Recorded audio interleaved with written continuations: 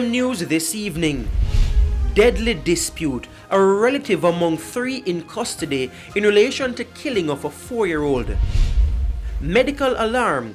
Bureau of Standards raising concerns over faulty medical equipment.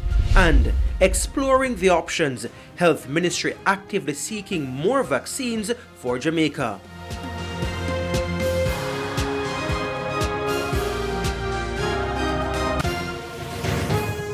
Good evening and welcome to Primetime News, on air and online at onespotmedia.com. I'm Herman Green. And I'm Janella Precious. Also this evening, the top business stories of the day, sports commentary, E-Prime and weather.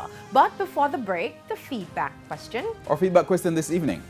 What are your views on news that some doctors are doing unauthorized COVID-19 tests? You can share comments online, facebook.com/Television Jamaica and tweet us at Television Jam. Please stay with us. Primetime News returns right after this break.